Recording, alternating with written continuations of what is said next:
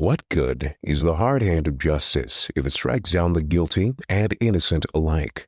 This is the question I found myself asking after researching the story of Carol Fugate. No one wants dangerous people just running about, but the innocent should not share the same sentence as the guilty. Carol Fugate was tried alongside her boyfriend for the murder-killing spree of 11 people. 3 of those victims were Carol's own family. We know Charlie Starkweather was a cold-blooded killer. He murdered for personal gain. He murdered for slight inconvenience. And he murdered for downright pettiness. But does that make the young girl by his side an accomplice or a victim? Carol was raised by a loving woman named Velda. She always tried her best to bring love and kindness into the home that she raised her 2 young daughters in. But the idyllic family household of the Fugates was burdened by a dark cloud. His name was William Fugate. William Fugate hadn't always been that way. He was once a committed, loving husband. William Fugate hadn't always been that way.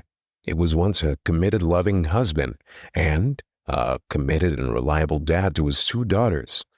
William was once a beautiful ray of sunlight. That's what Velda loved most in that man. But over time, William would drink, and the more he drank, the more cloudy his character became. While William once held down a job and supported his loving wife and 2 daughters, he would trade both for alcohol. By the time Carol could walk and talk, William's kindness had dried up. William could not hold down a job, nor his own temper. Although he never really touched his own daughters, Velda wasn't that lucky. She hid this abuse from her daughters. When he began to anger, Velda would sweep up her 2 daughters into her arms and whisk them away into the closet, and closing it very tightly. This was so her daughters couldn't catch a peep of their father's wrath. With that closet door closed, she turned to face her husband. With her back facing the closet where her 2 daughters hid, because she knew if she didn't calm him down, she and both her daughters would be in even more danger. She would regularly put her body on the line for the sake of her daughter's safety, taking his abuse so her daughters didn't have to. On one occasion, she didn't shut the door tightly. Carol's older sister Barbara was curious, and this curiosity actually saved Velda's life. While pressing on the closet door, Barbara saw Velda being choked unconsciously by William. It was in a near-crucial second that spared Velda her life.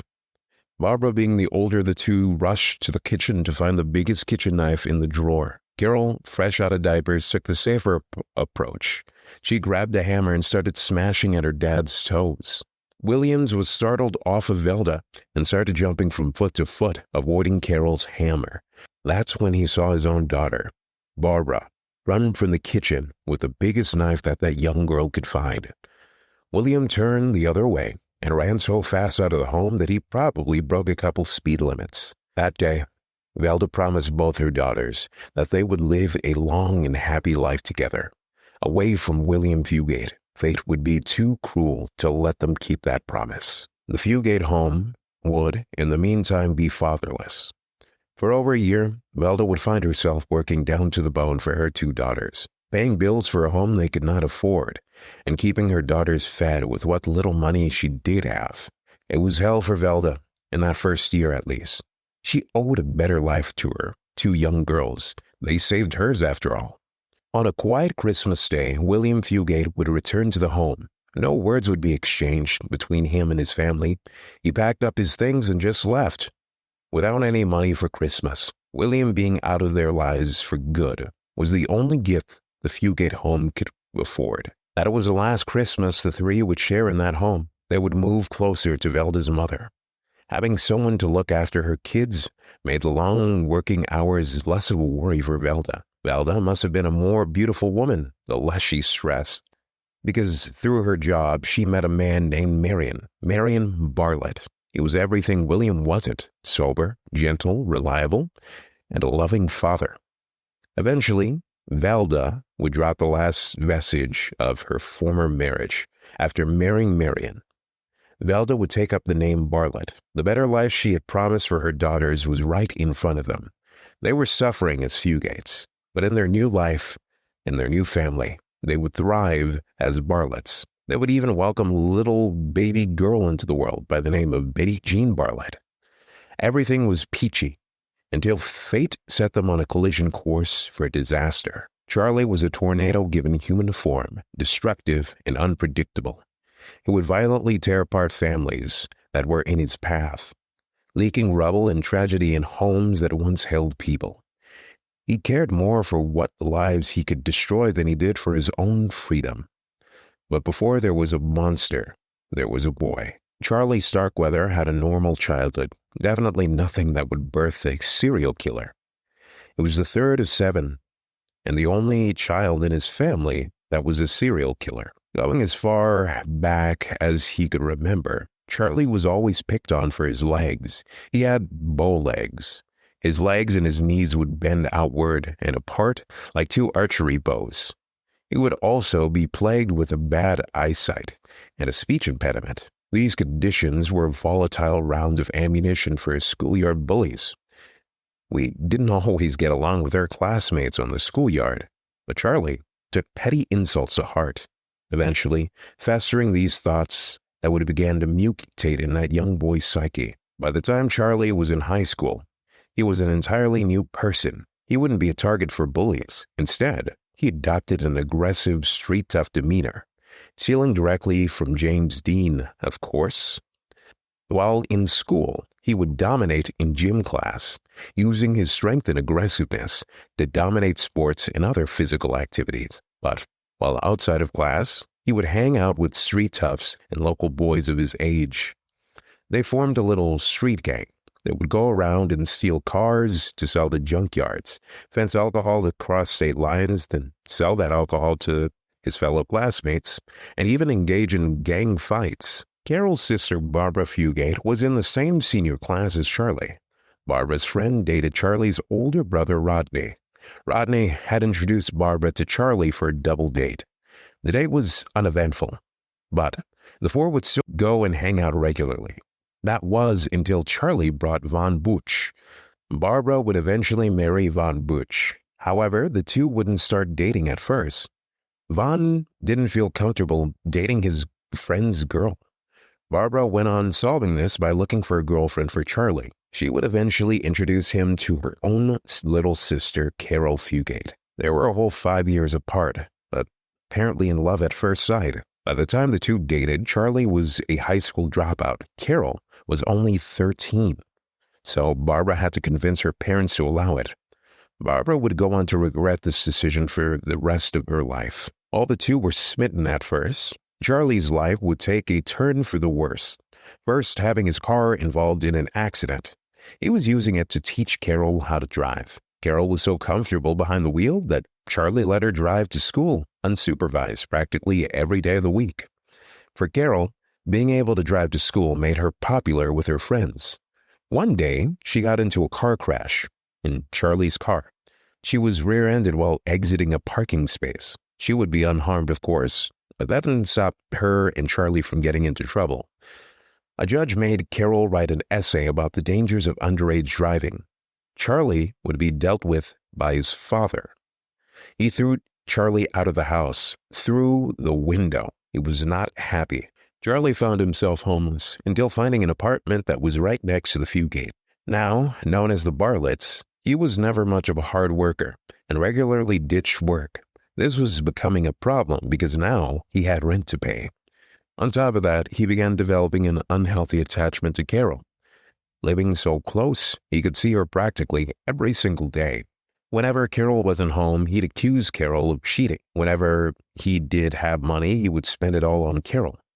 He'd do this instead of even paying rent. This led to him being months behind in rent. Charlie would eventually run out of money.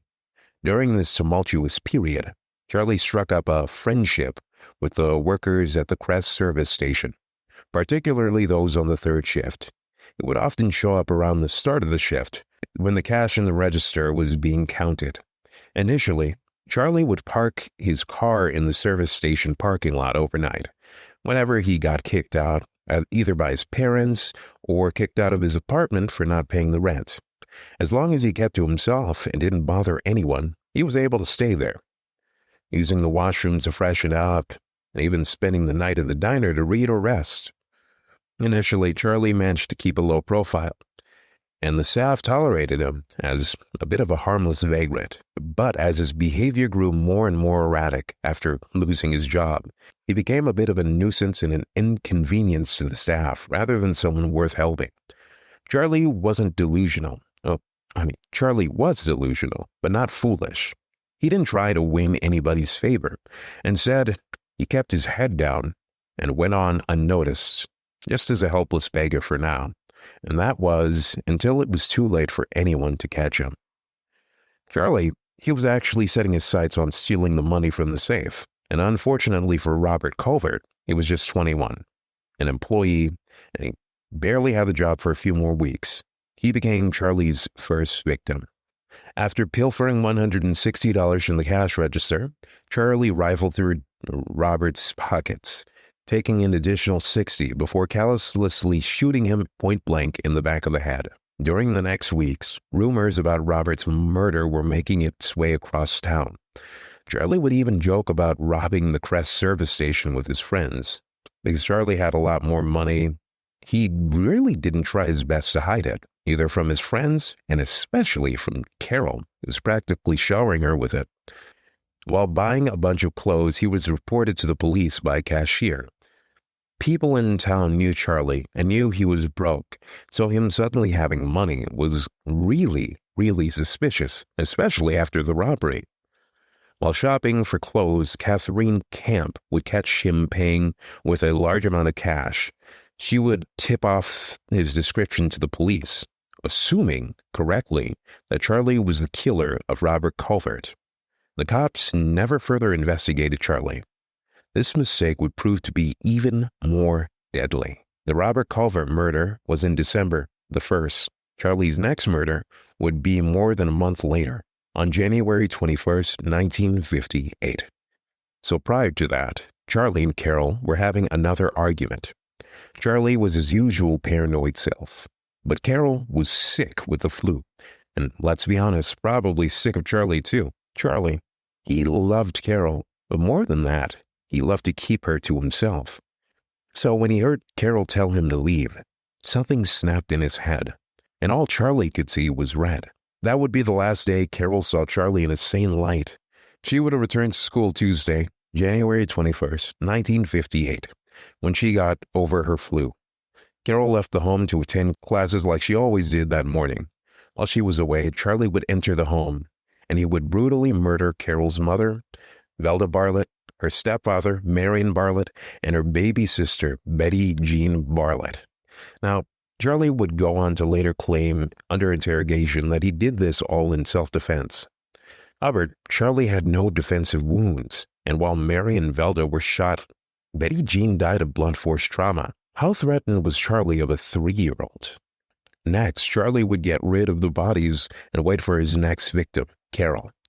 She would arrive from the bus in mid-afternoon, open the door only to find Charlie alone in her home. He pointed a shotgun at Carol and threatened her. Charlie claimed that his gang had been involved in an armed robbery and after kidnapped Carol's family.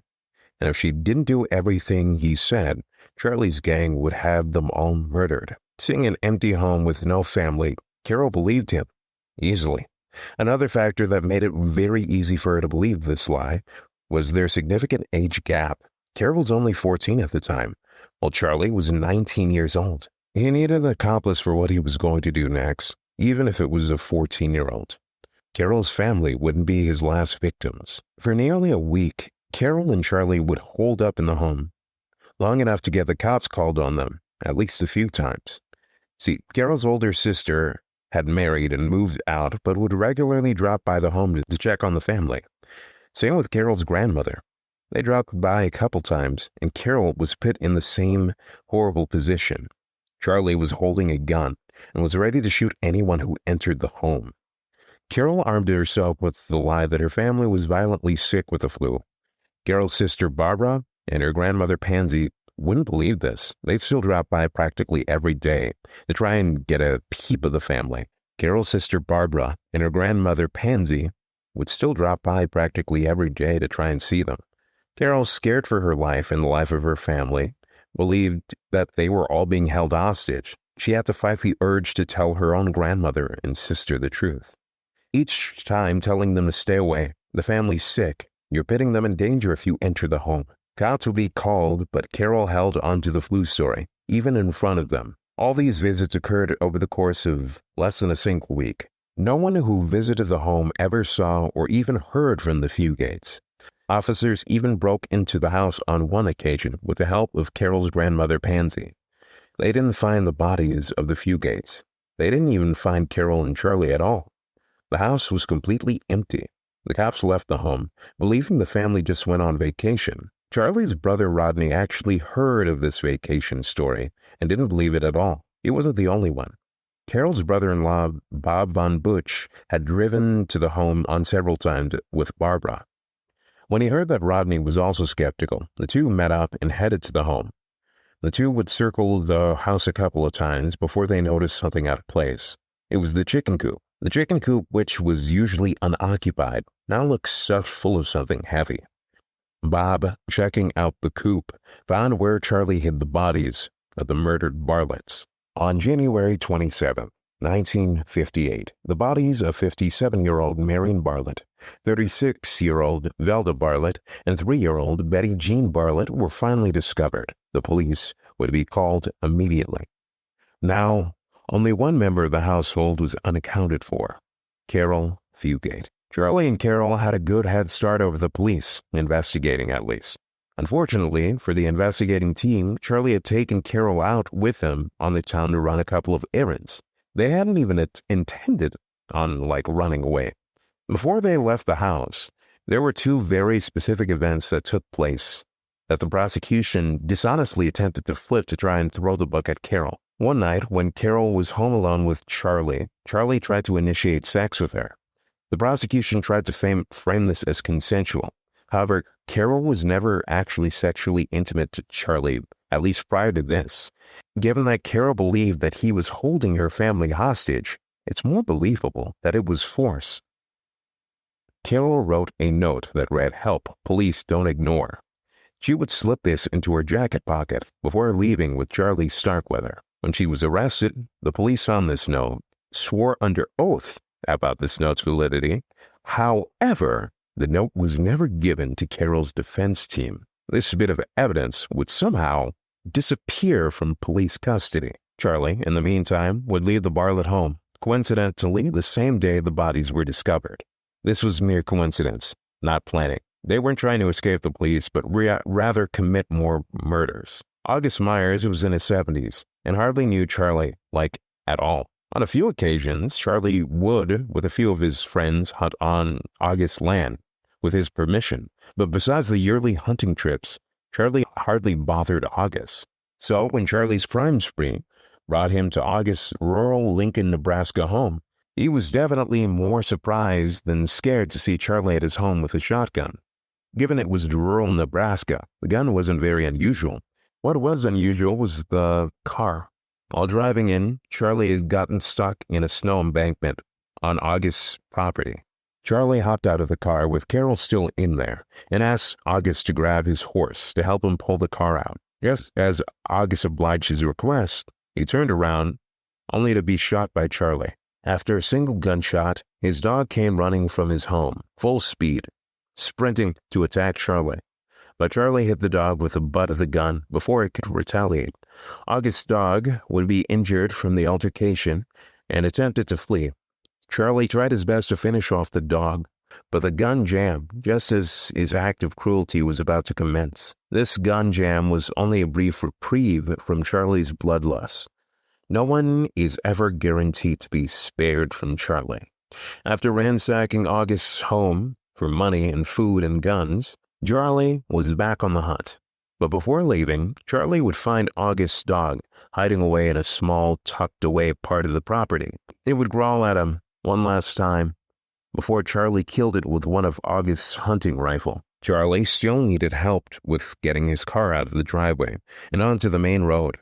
A local farmer saw the two struggling to push the car and stopped to help. He would unknowingly haul the car of a serial killer back into commission. Charlie was so pleased that he gave the man a couple bucks for his assistance. While on the icy Nebraska roads, the two would stall out again, this time stuck on the side of the road, miles away from August's farm. A couple cars were lucky enough to miss them, but Carole King and Robert Jensen weren't. The young couple was only 16 and 17 when they came across Charlie and Carol asking for a lift to the nearest service station. Like many of the locals who came to Lincoln, Nebraska for hunting, Charlie was visibly armed. This wasn't enough to ward off the couple's kind gesture. Just as they entered Carol and Robert's car, Charlie handed Carol Fugate a pistol and told her to keep it hidden. Carol and Robert drove them to a service station not too far from where they were picked up. Just as Robert was pulling up to the service station, Charlie pulled his gun on Robert and demanded they stop at a different location. While he did this, he ordered Carol to pull out the gun he gave her and steal whatever valuables the two had on them. Fearing for her family's life, Carol complied with Charlie's request. She stole a couple bucks from each of them. The location that Charlie had picked out was an abandoned schoolhouse on the side of the road. Charlie had everyone in the car believing that he was going to leave them tied up and gagged in the basement while he made a getaway with the car. When they did arrive, Charlie took the keys and led the couple to the basement. Moments later, Carol would hear 2 gunshots, echoing from the abandoned schoolhouse. Carol claimed that this was the moment that shocked her into trying to escape Charlie, no matter the cost.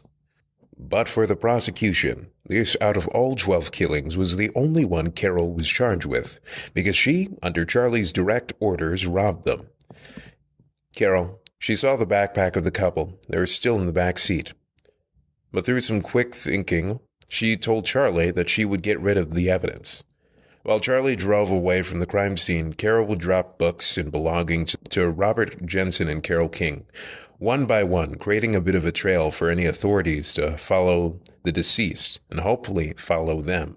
Carole King and Robert Jensen were reported missing the next day. The bodies of August Mayer, Carole King, and Robert Jensen would all be identified one day after the missing person search, adding a total of 7 to Charlie Starkweather's death toll. Where were Carol and Charlie right after the murders of Jensen and King? Charlie was on his way back to Carol's house, actually. First, he would make his way to a service station to fill up on gas for the stolen vehicle. The attendant at the service station, while filling up the vehicle, saw Carol Fugate in the passenger side of the car, and then caught a glimpse at all the guns and ammunition Charlie had in the back seat. This tipped him off a bit. He believed that something wasn't right. So he filled up the car like normal, not catching any of their suspicion. But as soon as they drove away, he phoned the police.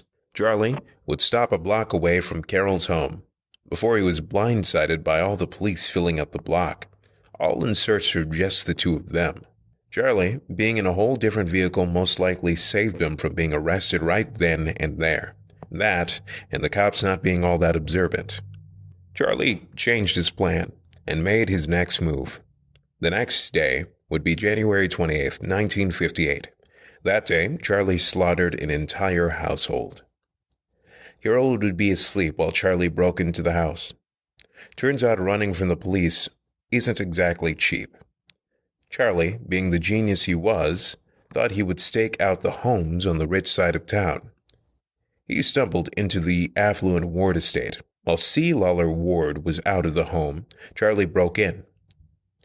He then ordered Carol to bring him his jacket and his gun. She complied.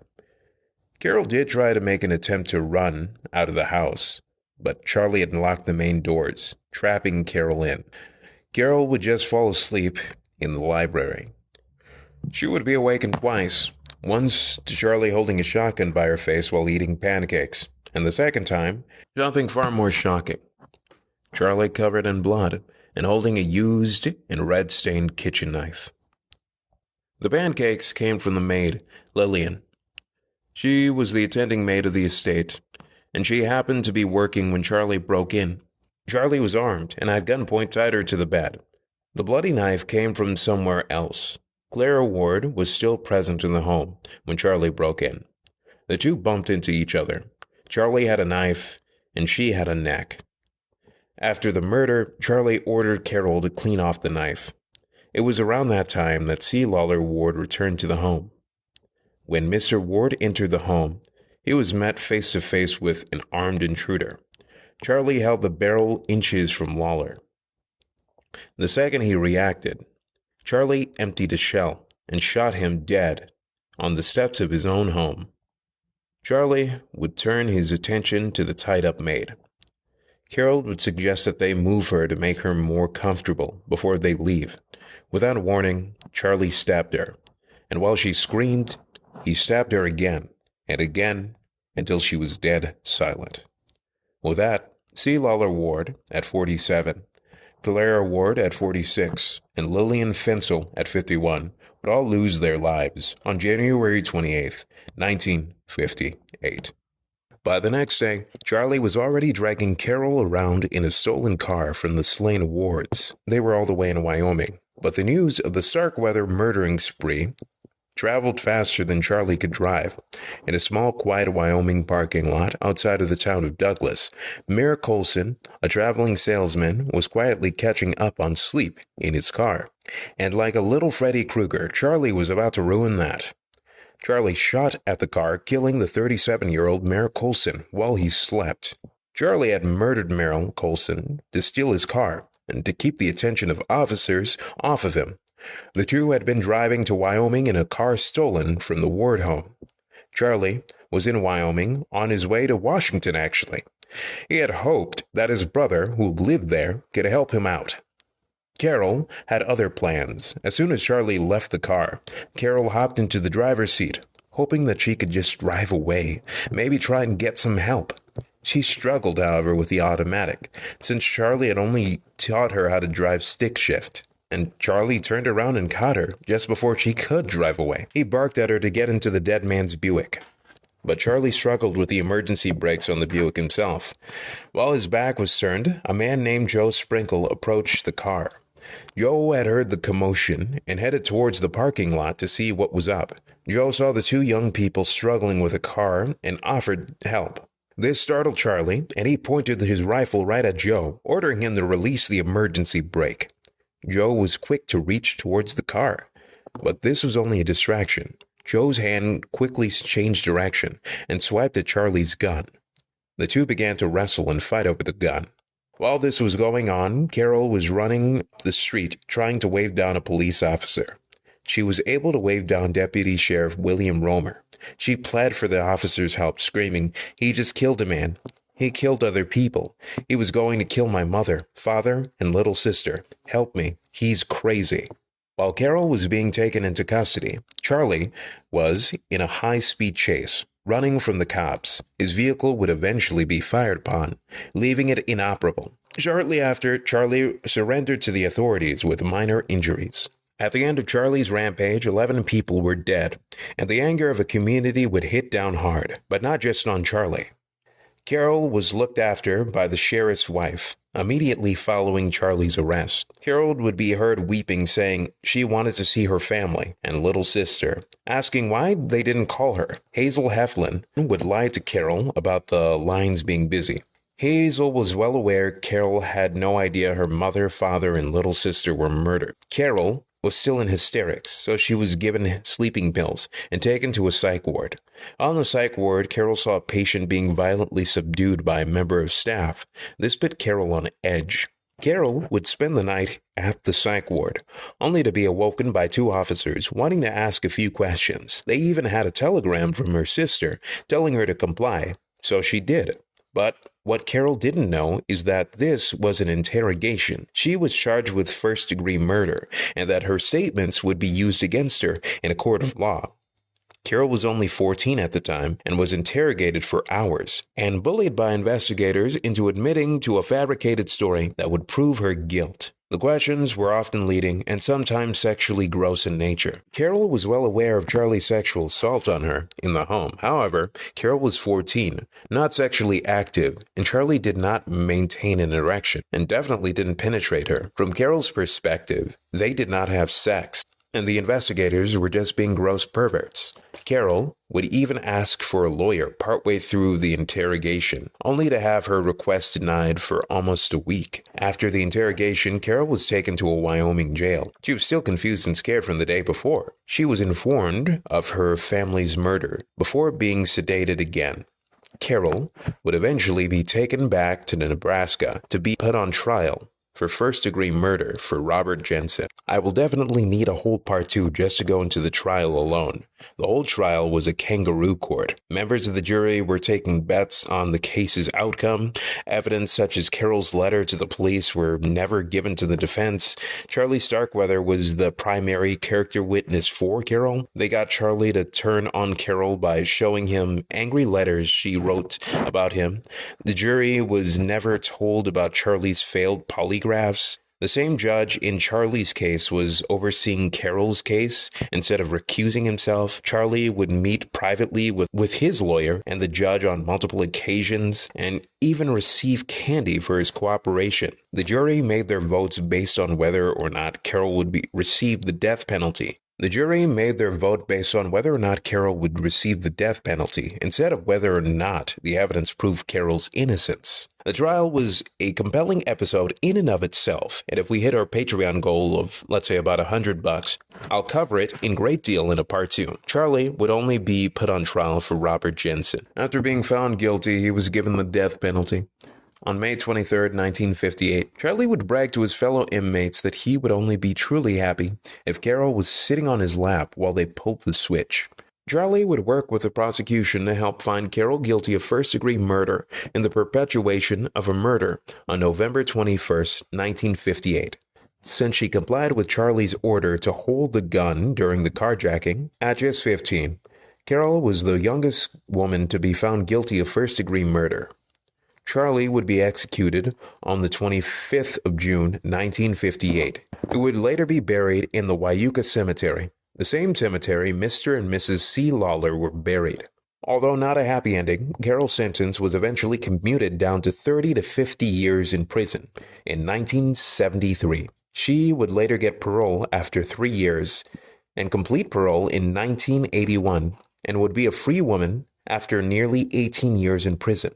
Carol ever since has lived a long, happy life, gotten married, and even raised some kids. She never stopped fighting to prove her innocence. Carol's request for a pardon was shot down in 2020, but based on the sloppy work of the Attorney General, Carol will still have an opportunity to appeal. She's in her 80s, so time for a non-posthumous pardon may be running out. This was quite a story and took way too long to research and script. But if you like long stories going to depth about serial killers, why don't you hit up my Patreon and keep me incentivized? You have been listening to Criminally Underreported Murder Mysteries. Thank you for coming, and see you next Tuesday with hopefully a shorter script.